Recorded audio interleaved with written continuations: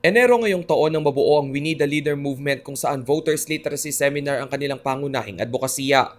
Pero nitong September 8, kasabay ng campaign launch ni na Senator Ping Lacson at Senate President Tito Soto na tatakbo sa pagkapangulo at Vice Presidente, inanunsyo rin ng We Need a Leader movement Pampanga chapter ang kanilang pagsuporta sa dalawang aspirants.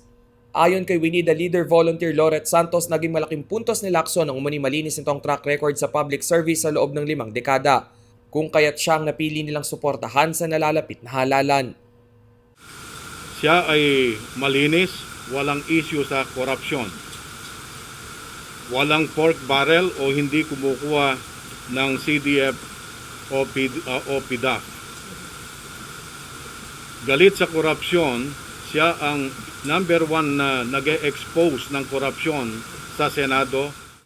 Isa umano sa mga unang proyektong tututukan ni Lacson at Soto ay ang agarang Economic Recovery Plan upang makabangon ang maraming industriya mula sa dagok ng pandemya. Kasama ring nakalatag sa plano ng dalawa ang pagsugpo sa kalakaran ng iligal na droga sa bansa at ang pagpapalakas ng healthcare system. Pinapaalala rin namin or pinapakita kung ano lahat ang mga nagiging problema o problema ng ating bansa, kagaya ng pandemya, kawalan ng trabaho, problema sa ekonomiya. Kasabay ng announcement ni Lacson at Soto ay ang announcement din ng mga aspiring candidate ng ruling party na PDP laban Cusi faction.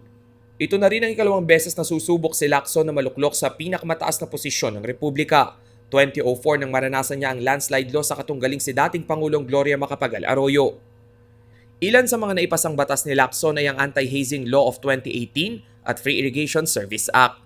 Habang si Soto na kasalukuyang chairman ng Nationalist People's Coalition ay nagsimula sa politika bilang vice mayor ng Quezon City noong 1988. Ilan sa mga kontrobersiyang kinaharap ni Soto ay ang naanulang statement sa mga single parent noong 2017 at ang plagiarism issue noong 2012 kung saan ginamit umano ng senador ang speech ni late US Senator Robert F. Kennedy. Samantala si Soto naman ang nanguna sa pagbuo ng Comprehensive Dangerous Drugs Act of 2002, Family Courts Act of 1997 at Kasambahay Law. Rainiel Pawid, CLTV News.